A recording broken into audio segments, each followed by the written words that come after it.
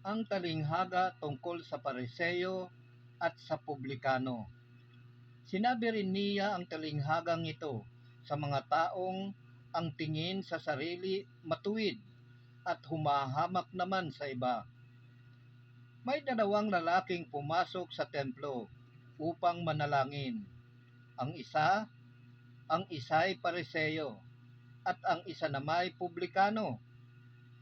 Tumindig ang Pariseo at pabulong na nanalangin ng ganito: O Diyos, nagpapasalamat ako sa iyo pagkat hindi ako katulad ng iba, mga magnanakaw, mga mandaraya, mga mangangalunya, o kaya'y katulad ng publikanong ito.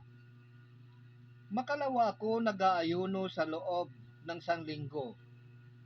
Nagbibigay ako ng ikapo ng lahat kong kinikita. Samantalang ang publikano'y nakatayo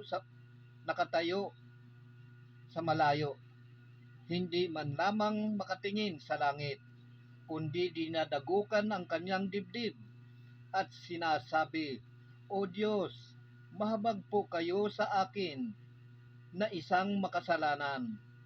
Sinasabi ko sa inyo, ang lalaking ito'y umuwing kinalulugdan ng Diyos, ngunit hindi ang isa, sapagkat ang sinumang nagpapakataas ay ibababa, at ang nagpapakababa ay itataas.